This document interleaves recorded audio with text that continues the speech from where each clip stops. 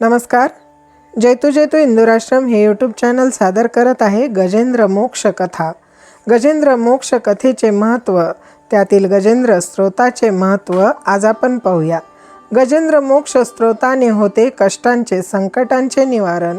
श्रीमद भागवत या ग्रंथांमध्येही गजेंद्र मोक्ष कथा स्तोत्र सांगितलेले आहे. तापस मन्वंतरात गजेंद्र मोक्ष ही घटना घडलेली आहे. गजेंद्राने संकटसमयी जी परब्रह्माची आराधना केली ती श्रवण वाचन मनन करणाऱ्यांना स्वर्गप्राप्ती करून देणारी आहे, यशाची वृद्धी करणारी आहे. श्रीमद भागवत ग्रंथामध्ये 8व्या स्कंदातील 3ऱ्या अध्यायात गजेंद्र मोक्ष कथा, गजेंद्राने केलेली स्तुती व त्याची फलश्रुती यांचे सविस्तर वर्णन केलेले आहे.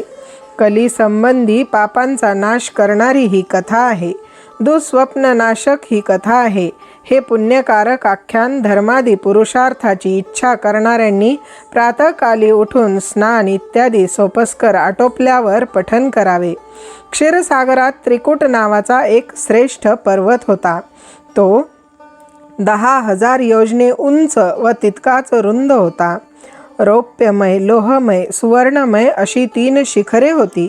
त्या पर्वताच्या एका भागात ऐश्वर्य संपन्न वरुणाचे एक ऋतुमंत नावाचे उद्यान होते. ते उद्यान सतत फळा फुलांनी बहरलेल्या वृक्षांनी सर्व बाजूने सुशोभित असे देवलोकातील स्त्रियांचे क्रीडास्थान होते. त्या पर्वतात विस्तीर्ण असे एक सरोवर होते. त्या सरोवरात सदैव सुवर्ण कमळे प्रफुल्लित झालेली असत. त्या वनामध्ये राहणारा हत्तींच्या कळपाचा स्वामी असा एक गजेंद्र, ज्याच्या केवळ वासानेच सिंह वाघ भयभीत होऊन पळत असत. एकदा सूर्याच्या तापाने संतप्त होऊन तहानलेल्या हत्तींसह कमळाचे पराग पडलेल्याने सुवासित झालेल्या सरोवराहून येणाऱ्या वाऱ्याचा वास घेत स्वतःच्या स्थूलपणाने चालताना आजूबाजूच्या भागास कापवीत, झाडे झुडपे कडाकड मोडून टाकीत त्या सरोवराजवळ आला.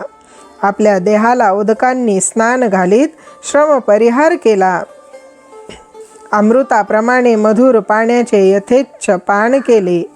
घरादाराच्या ठिकाणी आसक्त झालेल्या पुरुषाप्रमाणे भगवंताच्या मायेने मोहित झालेला तो दुर्मद व दयाळू गजेंद्र आपल्या सोंडेने बाहेर फेकलेल्या जलाने हत्तीनी आणि छावे यांना यथेच्छ भिजवीत असता आपणावर कोणते संकट येत आहे हेही त्यास कळले नाही. त्यावेळी दैवाने प्रेरणा केल्यामुळे एक बलाढ्य नकराने म्हणजेच मगराने त्वेषाने गजेंद्राच्या पायास धरले. महाबलाढ्य गजेंद्र त्या संकटातून मुक्त होण्यासाठी आपल्या सर्व सामर्थ्याने प्रयत्न करू लागला. त्याचे सर्व अनुयायी सेवक आपल्या धन्यास सोडवण्यास असमर्थ ठरले. ही झटापट बराच काळ चालली होती. कधी गजेंद्र नकराला वर ओढी तर दुसऱ्या क्षणाला मगर गजेंद्राला पुन्हा पाण्यात ओढी. गजेंद्राचा आहार बंद पडला होता. त्यामुळे त्याची शारीरिक व मानसिक शक्ती कमी होत चालली होती आणि याच्या उलट तो मगर जलचर असून पाण्यातच होता. त्यामुळे त्याची उत्साह शक्ती आणि शारीरिक शक्ती वाढत चालली होती. दैवगतीने मगराच्या कचाट्यात सापडल्याने स्वतःची मुक्तता करून घेण्यास असमर्थ झालेला गजेंद्र आपली सुटका करून घेण्याचा विचार करत असतानाच त्याच्या मनात विचार आला, मी केवळ मगररूप दैवपाशाने बद्ध झालो आहे. या संकटातून मला सोडवण्यास माझे हे आप्त हत्ती समर्थ नाहीत.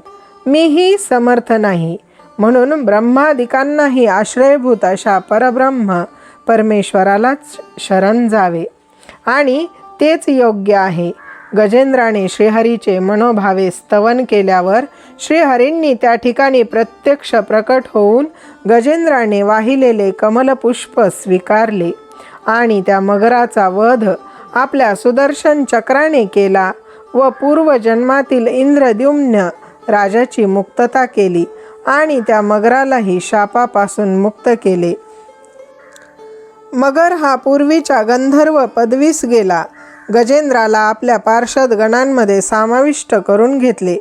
मगर हा पूर्वजन्मामध्ये हुहू नामक गंधर्व होता. त्याला देवल नामक ऋषींनी शाप दिल्यामुळे मगर म्हणजेच नकराचा जन्म प्राप्त झाला होता. गजेंद्र हा पूर्वजन्मी द्रविड देश निवासी लोकांमध्ये श्रेष्ठ आणि मुख्यतः विष्णुव्रत आचरणात सदैव रमणारा असा इंद्रद्युम्न नावाचा प्रसिद्ध पांड्य देशाचा राजा होता. एकदा मलय पर्वतावर आपल्या आश्रमामध्ये जटाधारी इंद्रद्युम्न राजा मौन व्रत धारण करून सर्व समर्थ व सर्व दुःख निवारक भगवंतांचे पूजन करत होता. अशा वेळी आपल्या शिष्यगणांसह महान तपस्वी अगस्त्य ऋषी त्या इंद्रद्युम्न राजाच्या आश्रमामध्ये आले. त्यावेळी आपण आल्याचे कळूनही राजाने आपला पूजन आदी सत्कार न करता एकांतामध्ये स्वस्थ बसला आहे असे समजून मुनींना क्रोध आला आणि त्यांनी राजास शाप दिला की गज जसा उद्धट बुद्धीने युक्त असतो तशा हत्तीच्या जन्मास प्राप्त हो. राजा इंद्रद्युम्न आत्मस्मृतीचा नाश करणाऱ्या गजयोनीला प्राप्त झाला. परंतु हरिपूजनाच्या प्रभावाने गजयोनीमध्येही कमलनाथ भगवान नारायणाने त्या राजाची गजयोनीपासून मुक्तता करून आपल्या पार्षदगणांमध्ये त्याला अंतर्भूत केले. बंधू भगिनींनो, गजेंद्र मोक्षाची ही कथा आपणाला आवडली असल्यास या व्हिडिओला जास्तीत जास्त लाईक करा, शेअर करा आणि यावरती कमेंटही अवश्य करा. तसेच माझ्या जैतू जैतू हिंदू राष्ट्रम या यूट्यूब चॅनलवर नवीन असाल तर बेल आयकॉनवरती क्लिक करा, म्हणजे येणाऱ्या नवीन व्हिडिओचे नोटिफिकेशन्स तुम्हाला सर्वात अगोदर येतील. चला तर पुन्हा भेटूया पुढील व्हिडिओमध्ये नवीन माहितीसह. नमस्कार.